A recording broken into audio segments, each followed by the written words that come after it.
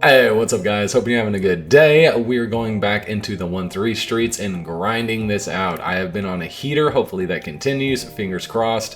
You know how you always like go on a heater and then all of a sudden you're like, I've got a loss coming, I feel like there's a loss creeping around the corner. Well, luckily it's not this video, but I do feel that coming on. And I don't know if you manifest that by thinking that, or if it's just the way of the road, you know, if it's just the variance of poker. But anyways, let me know what you guys think in the comments. I was just thinking about that earlier today, that I've been on a heater and it's been insane. I've been on a sun run running good, and that I got a loss coming my way. I don't want it to come my way, but I feel like it's coming my way. Anyways, enough nonsense. I'm sorry I'm babbling here. Let's get into the video. Let's get in these hands. Let's get to the felt.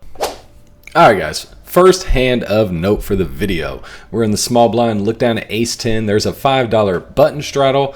I raise up to $25 because I have an ace and a 10, and those are two Broadway cards, and I'm first act. Okay? It's in rocket science. I don't like limping in this spot, and I don't like folding. So, therefore, the only solution is to obviously raise. Now, the problem with raising is that sometimes when you raise, people re-raise, and that's exactly what happens here. Button goes all in for 96. This is an action player. I snap call him. It's not a big deal. He could have me beat with an ace. He could have me, not beat with a weaker ace. He could have ace 5, ace 6, ace 4, ace 3, any of those suited aces down below that make wheel draws. I know the ace 6 didn't really qualify, but it is what it is. He lets me know he has a pocket pair. I let him know I got ace high, and we're going to a run out. Once again, this guy's an action player. He's a good guy. He's not just doing this with aces or kings. Trust me. Plus, I block aces, so it's impossible for him to have it. I have ace of hearts. He can't have aces. Anyways, flop comes out, ace king 5. He lets me know that I'm good. 6 comes on the turn. My camera is not focusing. And then an inconsequential 6 on the river. I tell him I have an ace. He says I'm good. We scoop in this pot. He had pocket 4s in this hand. And 194, not a huge pot, but hey, a win's a win. On to the next hand. All right, guys, we are on to the next hand. It is a pot limit Omaha hand, and this one goes off the rails, I'm telling you. There's a $5 button straddle, which, in case you didn't notice, this is kind of something we do quite a bit at this game. So it's a 1-2 game, but it's really like a 2-5 game because we straddle pretty much all the time.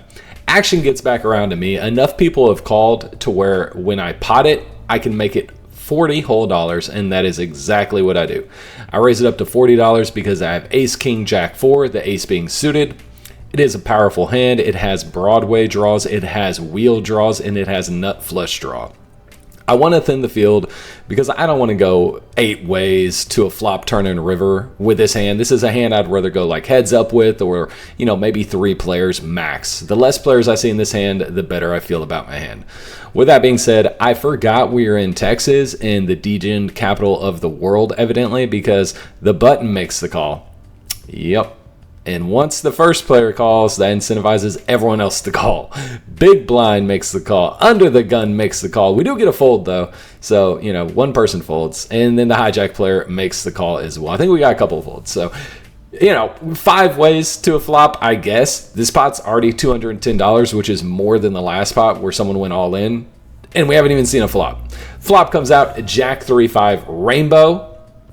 Action does check around to me. Hitting top pair on this board with a gut shot straight draw, I feel pretty good. Since I have top pair, I block top set, so I could have jacks. I bet $75 into 210. I feel like that's a pretty, fair c-bet on this board. I don't want to go pot because I don't have a super strong hand. I do have top pair. If someone has like 3-5, I can suck out by hitting a king, an ace, a deuce, even a 4. 4 is a little scary because it does straight. Same with a deuce. I mean, deuce gives me the straight, but does give a higher straight out there. So I don't even know if I want to hit the deuce. With that being said, I have backdoor diamonds as well. Basically, this hand has a lot of versatility on this board, and I don't see any problem with betting. Even though there's 5 players, I think betting's fine. Button makes the call, which is insane because he only has $10 behind. And I'm joking around with him about this. He calls for 75. I was like, how much you have behind? He's like, $10. I was like, what the hell? He was like, yeah, man, I may want to fold later. I was like, if you fold for $10 in this hand, my hat goes off to you. Like, kudos to you. You're a better player than me. I can never fold for $10.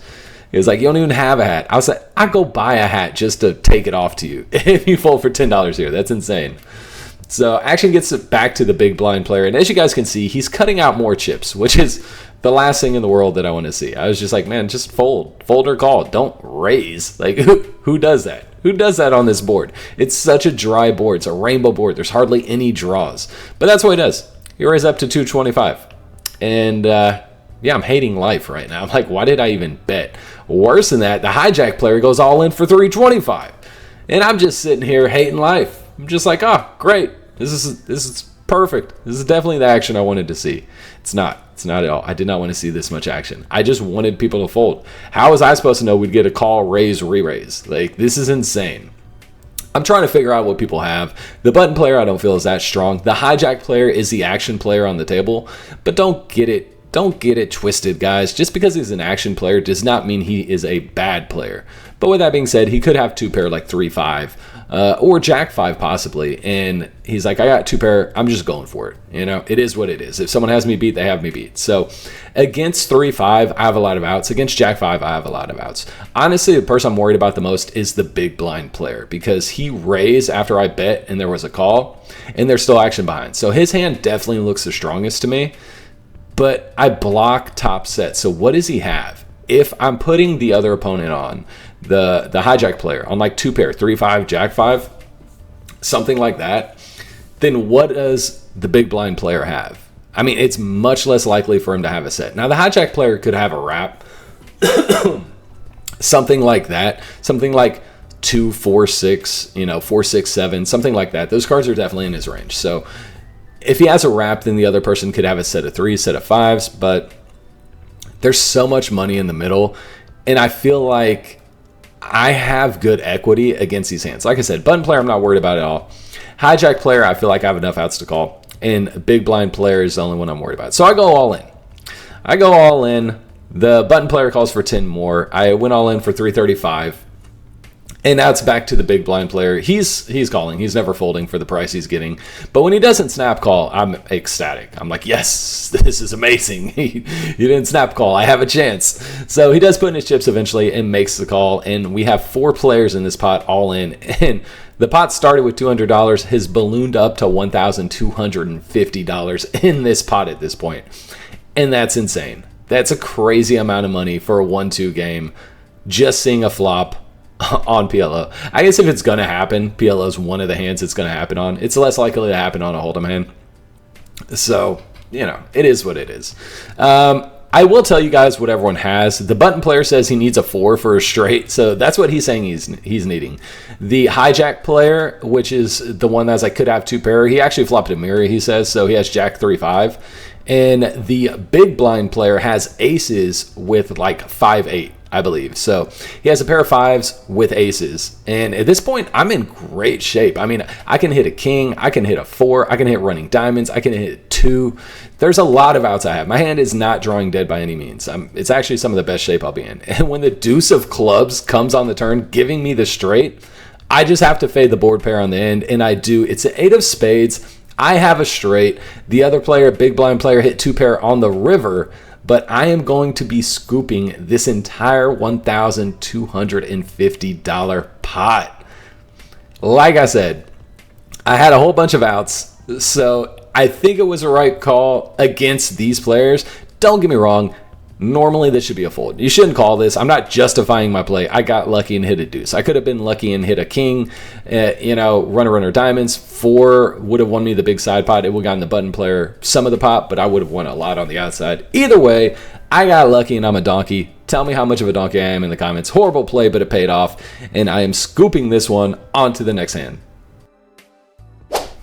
Alright guys, I promise no more degeneracy, no more calling off with just very questionable holdings. I have a $5 button trial on this. Look down and see pocket 4s. Under the gun raises up to $20. Yeah, the other hand should have just been a fold. I know. I'm gonna get roasted. Okay, you just had a jack, that's all you had, such a bad player. Anyways, whole bunch of people call, I make the call as well. Small blind and the big blind player call the 20 also, so we are going to be going 6 ways to this flop. Pocket fours, guess what we want to see? That's right, we want to see a 4. Pretty much anything else, and we're folding. Luckily for us, the dealer likes this, and the flop comes out. Bink! That's right, 6, 4, 10 rainbow. We flop bottom set. It's pocket fours. We're going to flop bottom set if we flop us at all, pretty much 9 times out of 10. But with that being said, action does check around all the way to the cutoff player who decides he's going to take a stab at this hand. He bet $60. I think raising in this spot just shows way too much strength, especially with how many players are in the hand. I mean, we have 6 people. He bet 60. I have the button. No reason to raise here. I'm not afraid of any turns, basically. I mean, the only turns I'm really afraid of are what, like the 3 and like kind of straightish cards. That's about it. So I just smooth call, wanting to see a turn and wanting to keep other people in the hand. Unfortunately, the degeneracy on the table has died down, I suppose, because everyone else decides to fold one after another. Could have sworn we would have gotten at least one other caller, but I guess their spidey senses are tingling and they know I've got a set. 240 in this pot. Turn comes 3 of spades. Cutoff player decides that is good enough for him, and he's going to be going all in for $141. For 141, I have said I'm never folding. I announced snap call. My chips haven't gone into a middle yet. I'm not tanking. I said call as soon as he's put the money out there. He asked me what I want to do. I, say it's up to you, whatever you want. We end up going twice after we decide. I never tell someone what I have before they decide what they want to go. So we end up going twice. I let him know I have a set. He says, oh, shoot. So he actually flopped 2 pair. He has 6-4. The rivers come 5 and 10, so I boat up on bottom, and he doesn't have a straight. Unfortunate for him to have 2 pair into my set. Oh, very, very bad run out. Very bad run out. I don't know how the case 4 came out, but it did. 522 coming our way. On to the next hand. Feels bad to cooler.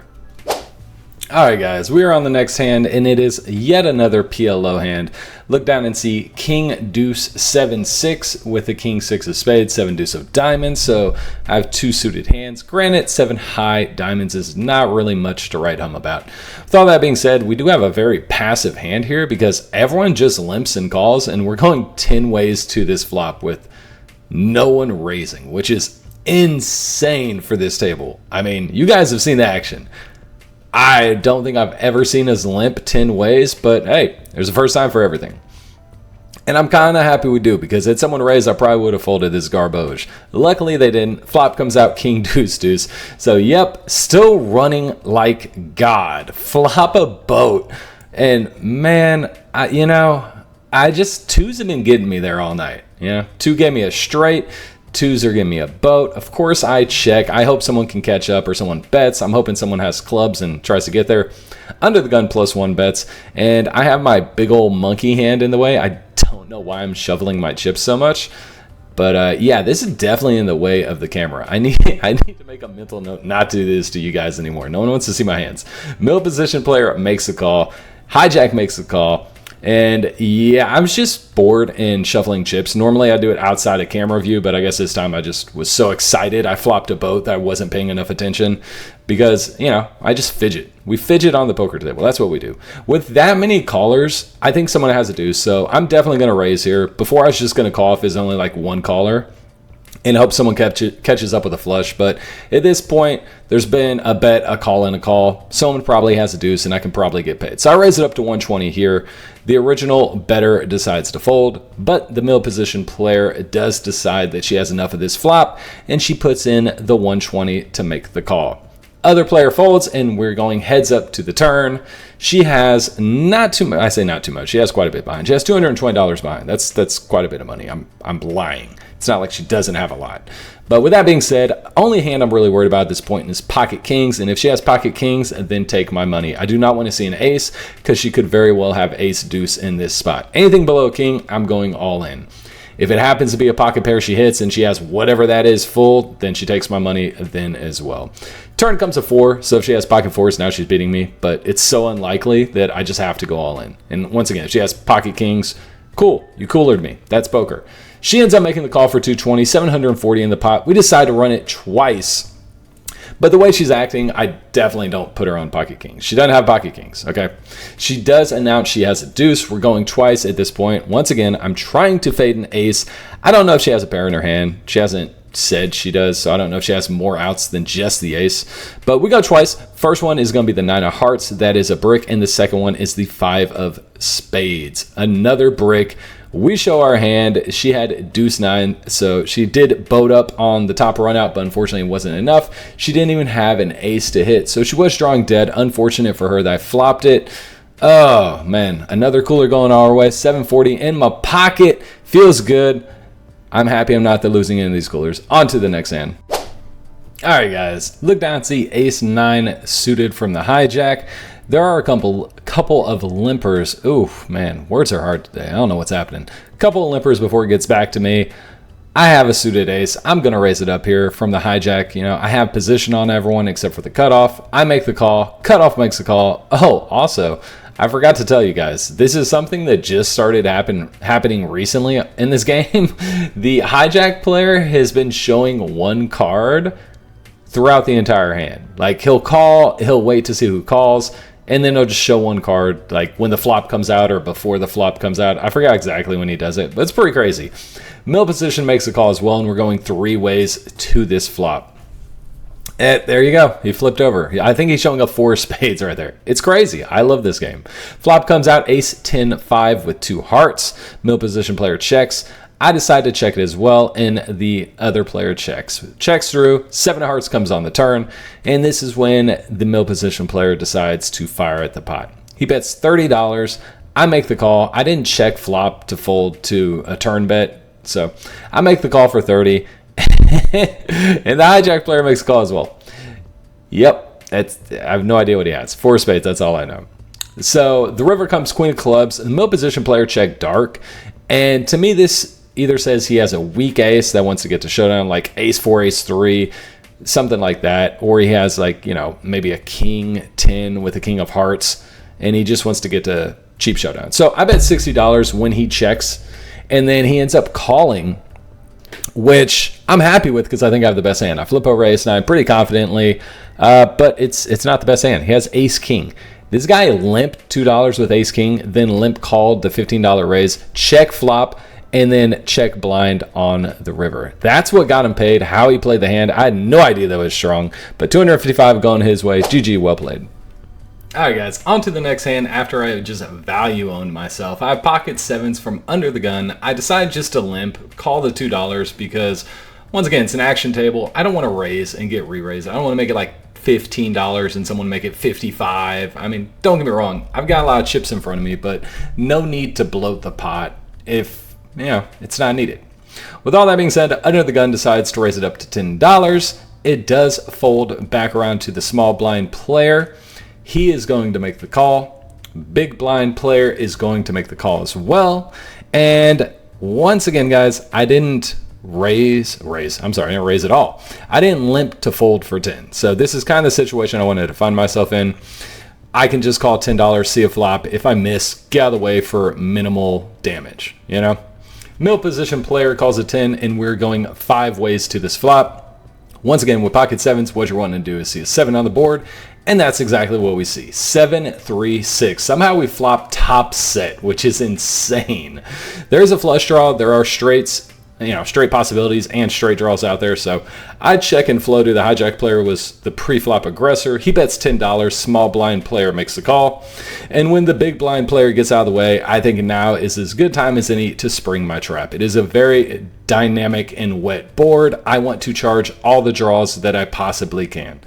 I announced that I am going to be raising.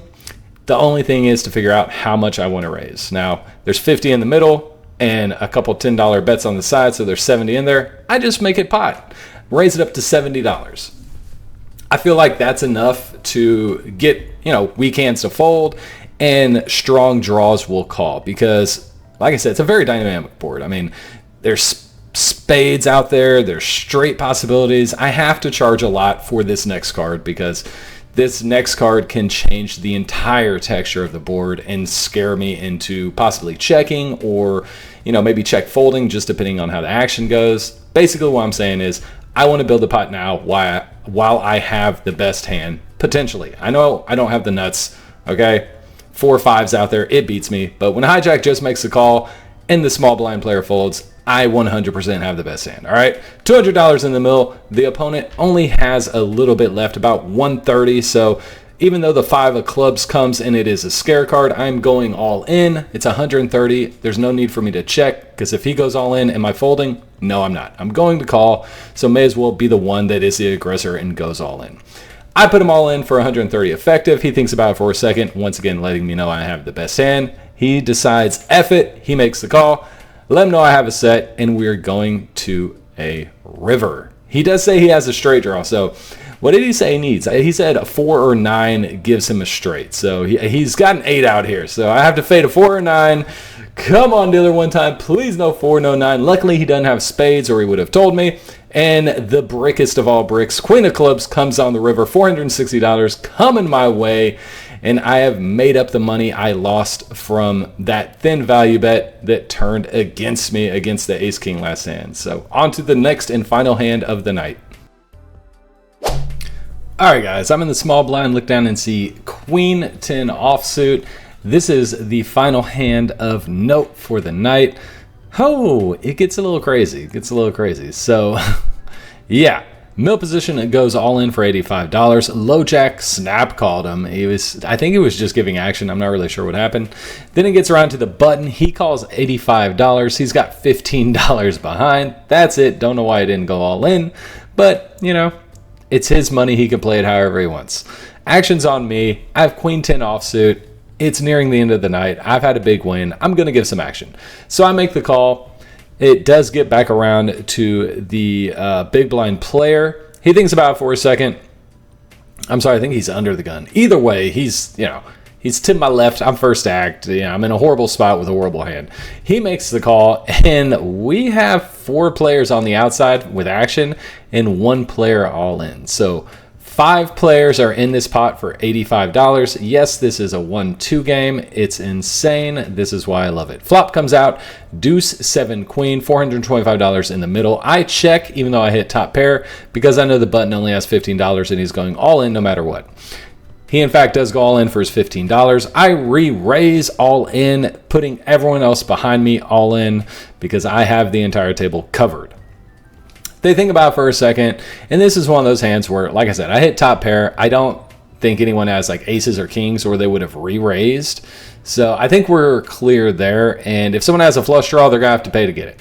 If someone has a better queen, I think they would have bet on flop, unless they had the same idea as me, as the button was going to bet his 15, in which case, you got me. You're going to win a big one, unless I suck out and hit my dangler. But with that being said, everyone does fold, so it's just me, the button, and the player that went all in originally. I have top pair. I'm feeling good. Turn comes the 7 of hearts, and the river is the 4 of spades. Flush draw does brick out. I let him know I have a queen. Unfortunately, the button player has 7-8, though, and he wins all of it, man. $455 going his way. I show the queen. He sucked out on the turn. GG, nice hand. I've been running good all night. I can't complain if I lose this one, but that's how we're going to end it. Let's go to the outro to see how we did. All right, guys, so what you want to know, I'll give it to you first. I was in for 300, out for 1,600, so made 1,300 profit. Not too bad. That last hand would have definitely been nice. What was it, 425, 455, something like that. It was an insane amount of money in the middle. And, oh, if we had won that, geez, that would have been a really good way to end the night. But unfortunately, we didn't. Like I said, I ran good. I ran insanely well, so I can't complain about losing one hand. But all in all, pretty good. If you guys are new and you're liking the video, please do me a favor, drop a sub. We're trying to grow the channel. I've had a whole bunch of positive feedback in the comments, so thank you guys. I honestly appreciate it. These videos aren't easy. They're not hard either. I mean, if anybody wants to do it, do it. You can put your mind to it. You can do whatever you want. But with that being said, it's a lot of work, and it's not like I really get paid. Is the channel monetized? Yes. I make peanuts for what I do. And I'm not complaining about that because I enjoy doing it. It gives me something to do. I enjoy the time. I enjoy the interactions with you guys. But with that being said, it would be nice to grow a channel and actually make some kind of money because, man, life is hard and it's very expensive. I'm actually in the process of moving houses with me and my girlfriend. We're about to get a house together. So I love her. Life's going good. I have no complaints. Thank you guys for the love and support, and I'll catch you on the next one.